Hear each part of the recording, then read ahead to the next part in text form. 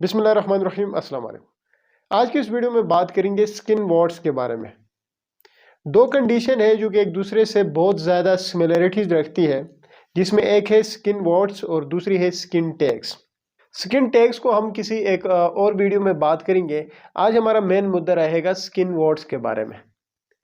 इससे पहले कि मैं स्किन वॉर्ड्स के ऊपर डिटेल में बात करूं, दो से तीन जो मेन डिफरेंशिएटिंग पॉइंट्स है स्किन वॉर्ड्स और स्किन टैग्स के बारे में, उस पर बात करते हैं।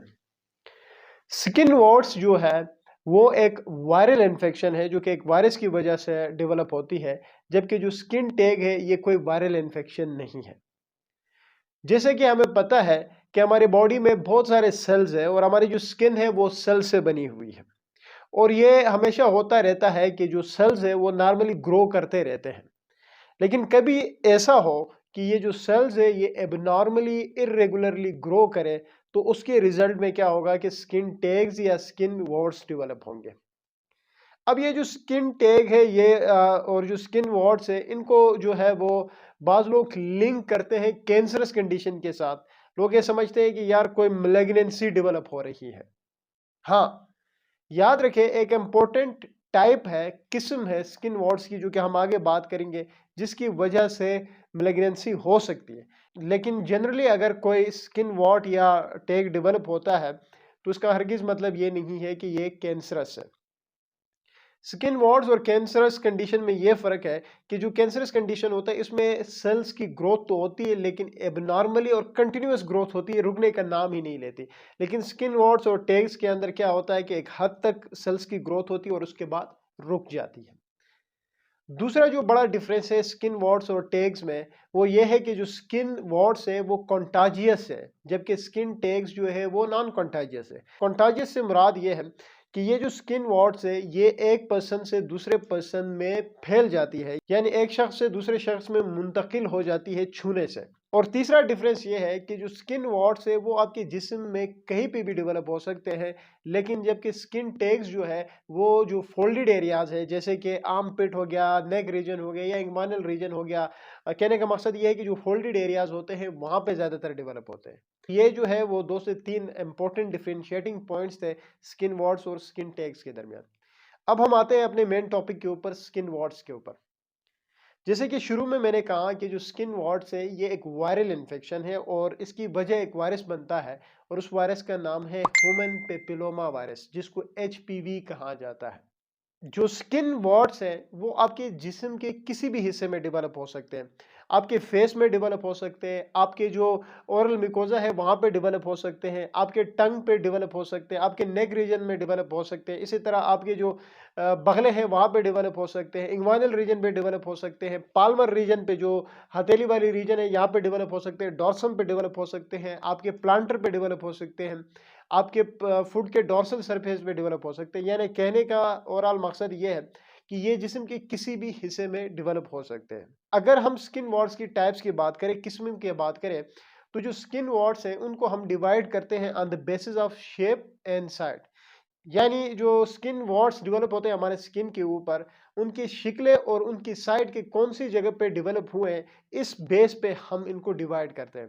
तो जो पहली किस्म होती है स्किन वॉर्ड की, उसको प्लेन वॉर्ड कहा जाता है। प्लेन वॉर्ड्स जो है ये आपके जो फेस है, जो चीक्स एरिया है, इन एरियाज पे ज्यादातर डेवलप होती है और कॉमनली यहाँ पे देखा जाता है। इनको प्लेन वॉर्ड इसलिए कहा जाता है क्योंकि ये बिल्कुल फ्लैट होते हैं, यानी आपकी ये जो स्किन है नॉर्मल स्किन के साथ बिल्कुल चिपके हुए होते हैं, हल्की फुल्की उभराहट होती है, पता भी नहीं चलता। दूसरी जो किस्म है वो है पाल्मर वॉर्ड्स। पाल्मर वॉर्ड्स जो है वो आपके हाथों की जो पाल्मर साइड है, ये वाली जो साइड है, जो हथेली वाली साइड है, यहाँ पे डेवलप होते हैं। इसी तरह डॉर्सल वॉर्ड्स है जो कि आपके हाथ के जो डॉर्सम वाली साइड है, ये वाली जो साइड है, यहाँ पे डेवलप हो सकते हैं, और इसी तरह आपके फुट के डॉर्सम साइड पे भी डेवलप हो सकते हैं।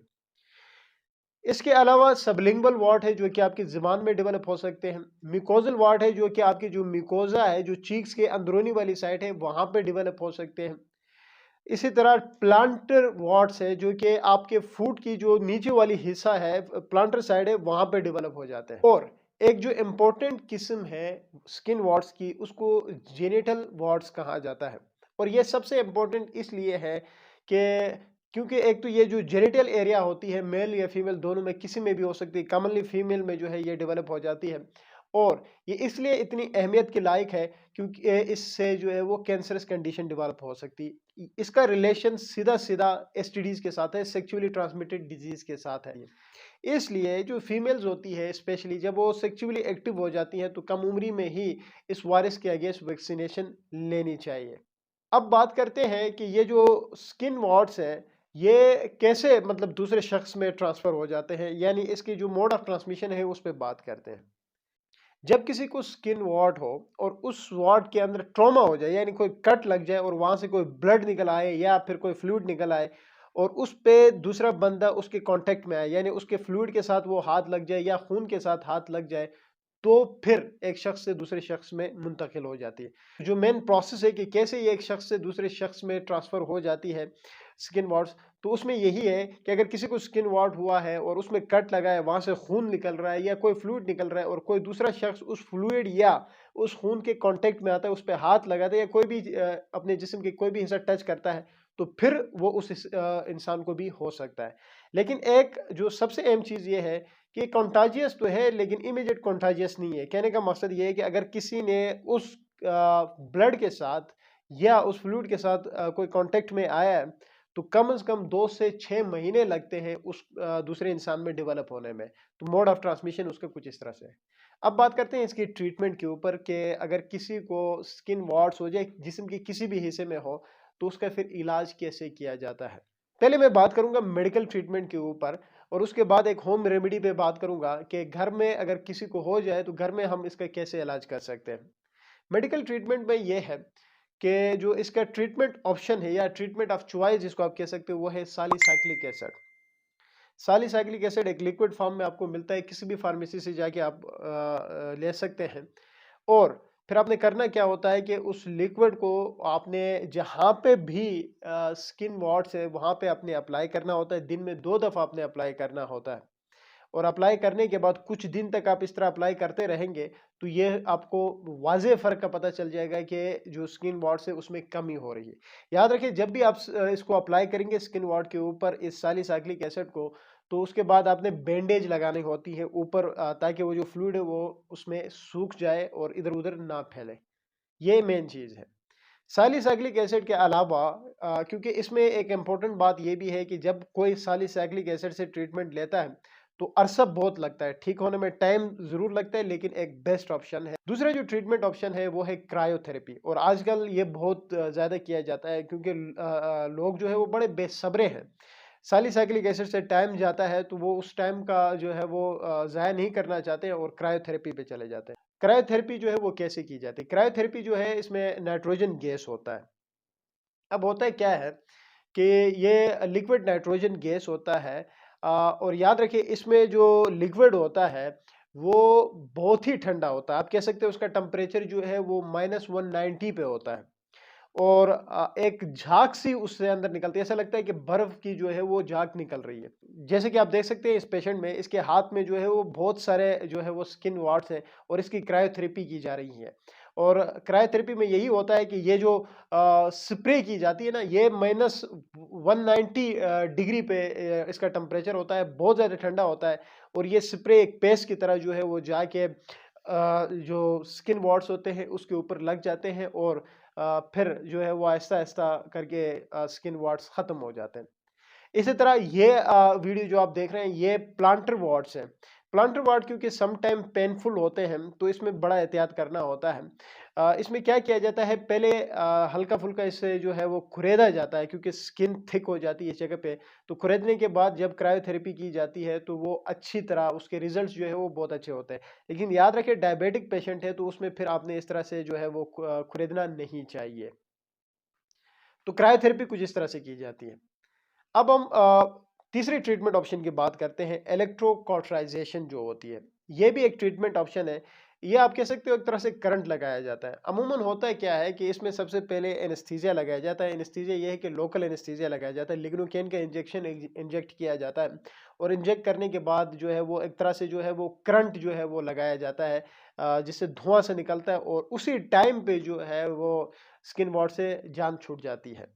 तो ये भी एक बेहतरीन ट्रीटमेंट ऑप्शन है।